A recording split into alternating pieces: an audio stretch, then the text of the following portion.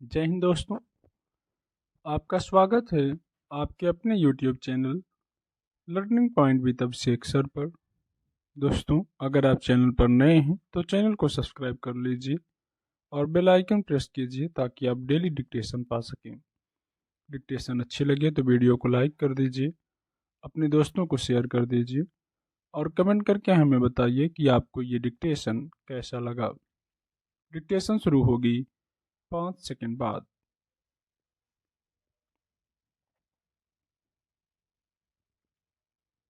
जीवन में उतार चढ़ाव आते रहते हैं।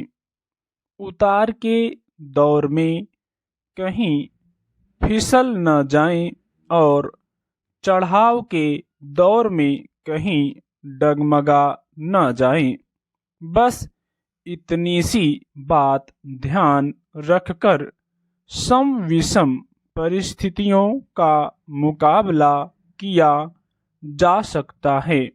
ऐसा नहीं है कि हमारे जीवन में परिस्थितियां ताउम्र एक समान रहें। ऐसा भी नहीं है कि हमारी मनोस्थिति अनुकूल और प्रतिकूल परिस्थितियों में भी समता भाव लिए हो। दरअसल व्यक्ति के जीवन में जो कुछ घटित होता है वह कर्मजन्य तो होता ही है, लेकिन कभी कभी परिस्थितिवश भी घटित हो जाता है।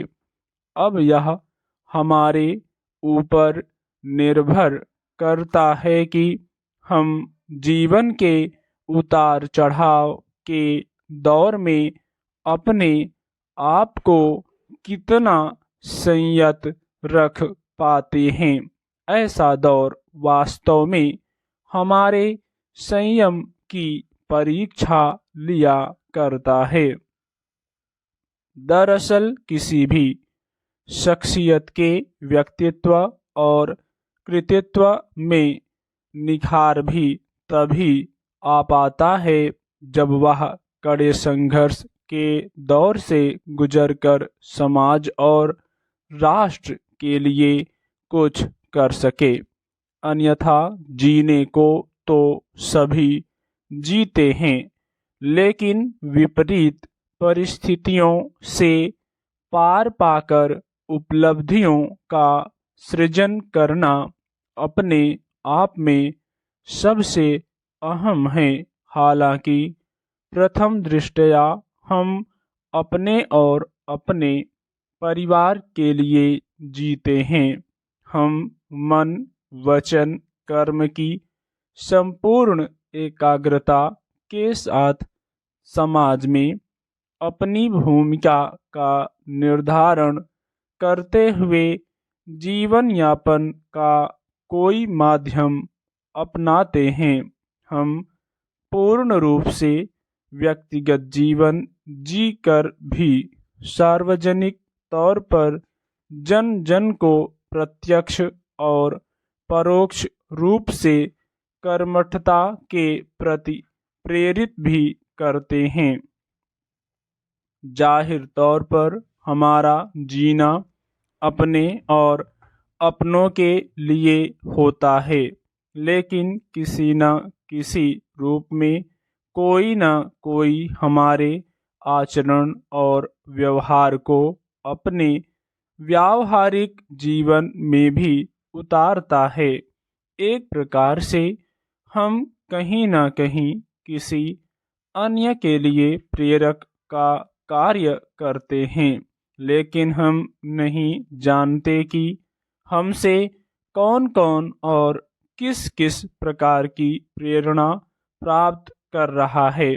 सांसारिक जीवन में हर एक व्यक्ति किसी न किसी व्यक्ति विशेष के व्यक्तित्व और कृतित्व से गहरे रूप से प्रभावित होता है।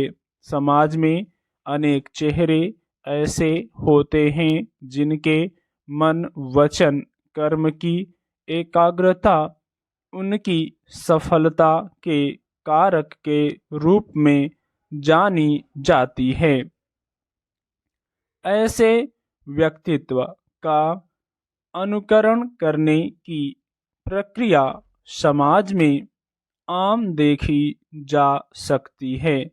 ऐसे में प्रत्येक व्यक्ति किसी न किसी रूप में किसी अन्य के लिए प्रेरक का कार्य कर रहा होता है। हालांकि हम जानते कि हमसे कौन कैसी प्रेरणा ले रहा है। ऐसे में हमें चाहिए कि हम जीवन में आने वाली तमाम चुनौतियों का साहसपूर्वक सामना करें। हम किसी और पर विश्वास कर पाएं या नहीं, लेकिन अपने आप पर अटूट विश्वास को कभी खंडित नहीं होने देना चाहिए। यूं भी कहा गया है कि मन के हारे हार है और मन के जीते जीत।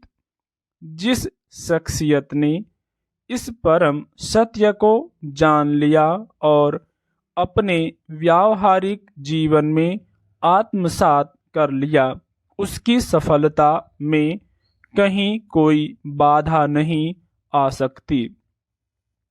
हमारे धर्म शास्त्रों में मन की शक्ति को महत्वपूर्ण स्थान दिया गया है। आमतौर पर देखा गया है कि जो अटल इरादों के धनी होते हैं, उनके लिए अपने समूचे जीवन में असंभव का कहीं कोई स्थान नहीं होता। नजरें दौड़ाएं तो पाएंगे कि ऐसे अनेक चेहरे हमारे आसपास भी बहुतायत से मिल सकते हैं। बस जिस पल हमारी दृष्टि में ऐसे किसी व्यक्तित्व का अक्स मानस पटल पर तैर जाए, समझ लेना चाहिए कि आदर्श गुरु की खोज पूरी हो गई। समय समय पर अलग अलग वर्ग के कर्मठ लोगों को अपना प्रेरक मानते हुए हम अपने जीवन में उत्तरोत्तर प्रगति पथ पर अग्रसर हो सकते हैं। आमतौर पर बाल मन में विभिन्न महान लोगों के व्यक्तित्व और कृतित्व को स्थापित किया जाता है। हर कोई शीर्ष महान नहीं बन सकता, लेकिन जब करोड़ों में लाखों की तलाश हो, तब भी महान व्यक्ति तो हमें गढ़ने होंगे। ऐसे लोगों के पद चिन्हों पर चलने वाली शख्सियत को भी स्वीकार करने की आवश्यकता होगी। कल्पना करने की बात है कि लाखों करोड़ों विद्यार्थियों में कितने आईएएस या आईपीएस बन सकेंगे, कितने आईआईटी निकाल सकेंगे। ऐसे में यह आवश्यक हो जाता है कि हम अनुयायियों के भी अनुयायी बने। हम अपने आसपास दृष्टिपात करें तो ऐसे चेहरे हमें नजर आ सकते हैं। दरअसल आवश्यकता इस बात की है कि हम लगभग प्रत्येक व्यक्ति के आचरण और व्यवहार में अंतर्निहित पराक्रम के भाव को समझने का प्रयास करें। निश्चित ही इस दिशा में कुछ करने के लिए हमें कोई अधिक मशक्कत भी नहीं करनी होगी। हाँ, प्रयासों में ईमानदारी का तकाजा हमेशा ही रहेगा। दृष्टि में वस्तुपरकता की आवश्यकता सबसे ऊपर रहेगी, क्योंकि तभी हम उस व्यक्ति की पहचान कर सकेंगे जिनके पद चिन्हों पर हम चल सकें। किसी भी व्यक्ति का मूल्यांकन रहित अंधानुकरण हमेशा नकारात्मक और विपरीत नतीजे देने वाला होता है। इसलिए अनुकरण की अहमियत तभी उचित सिद्ध होती है जब वह हमें मनुष्य के रूप में बेहतर बनाए। स्टॉप।